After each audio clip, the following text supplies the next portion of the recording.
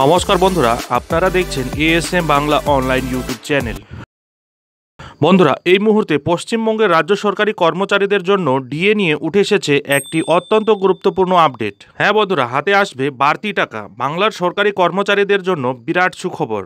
রাজ্য সরকারি কর্মচারীদের জন্য ডিএ নিয়ে বিরাট ঘোষণা মাননীয় মুখ্যমন্ত্রী মমতা বন্দ্যোপাধ্যায়ের। একদমই ঠিক শুনেছেন বন্ধুরা।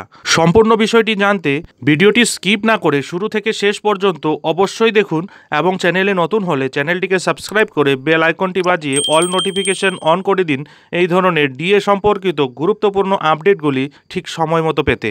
বন্ধুরা, ফের রাজ্য সরকারি কর্মচারীদের জন্য মহার্ঘ ভাতা নিয়ে বিরাট ঘোষণা করলেন মাননীয় মুখ্যমন্ত্রী মমতা বন্দ্যোপাধ্যায়। রাজ্যের সরকারি কর্মচারীদের জন্য সুখবর। এবার ভোটের মাঝেই ডিএ নিয়ে বিরাট ঘোষণা করলেন মমতা। ভোটের মাঝেই নির্বাচনী জনসভা থেকে বড় ঘোষণা করলেন মুখ্যমন্ত্রী মমতা বন্দ্যোপাধ্যায়। এর ফলে রাজ্য সরকারি কর্মচারীরা জুন মাসেই বাড়তি টাকা পাবেন বলে জানান তিনি। এর আগে রাজ্য বাজেটের সময় রাজ্যের সরকারি কর্মচারীদের 4% হারে ডিএ বৃদ্ধির ঘোষণা করা হয়েছিল। বলা হয়েছিল মে মাস থেকে সেই বর্ধিত ডিএ কার্যকর হবে। নির্বাচনী জনসভা থেকে এবার সেই বর্ধিত ডিএর প্রসঙ্গই তুললেন মুখ্যমন্ত্রী।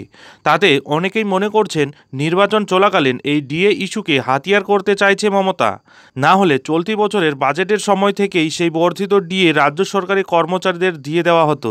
এ ব্যাপারে আপনাদের মূল্যবান বক্তব্য অবশ্যই কমেন্ট বক্সে কমেন্ট করে জানাতে ভুলবেন না বন্ধুরা। মেদিনীপুরের এগরার জনসভা থেকে মমতা বন্দ্যোপাধ্যায় বলেন, আমরা সরকারি কর্মচারীদের পাশে থাকি। আমরা বাজেটের সময় বলেছিলাম 1 মে থেকে 4% ডিএ পে কমিশনের টাকাটা দেওয়া হবে। 1 মে মানে আসলে টাকাটা আপনারা হাতে পাবেন 1 জুন। অঙ্ক তাই বলে, কিন্তু আমি তো আপনাদের দিদি হই। আমি আলোচনা করে ঠিক করেছি আমরা 1 মে থেকে টাকাটা দেব না। 1 মে এর বদলে এটা 1 এপ্রিল থেকে কার্যকর হবে। মমতা আরও বলেন, 1 জুনে গিয়ে এই টাকাটা পাবেন রাজ্যের সরকারি কর্মচারীরা। এপ্রিলের বেতনের সঙ্গে যে বাড়তি ডিএর টাকাটা পাওয়ার কথা তাও সেদিন পেয়ে যাবেন। এবার সরকারি কর্মচারীরা খুশি তো? 1 মাসে তাহলে বাড়তি হলো কত? হলো অনেক বাড়বে। সবার মুখে হাসি থাকুক, আমি এটুকুই চাই। আমার ক্ষমতার মধ্যে থাকলে আমি করে দেব। প্রসঙ্গত উল্লেখ্য, বিগত সময়ে 3 দফায় ডিএ বৃদ্ধির পর 1 জুন থেকে 14% হারে ডিএ পাবেন রাজ্যের সরকারি কর্মচারীরা। অন্যদিকে কেন্দ্রীয় সরকারি কর্মচারীরা বর্তমানে 7ম বেতন কমিশনের আওতায় 50% হারে ডিএ পান। কেন্দ্রীয় হারে মহার্ঘ ভাতা দেওয়ার দাবিতে অনড় সরকারি কর্মচারীদের একাংশ।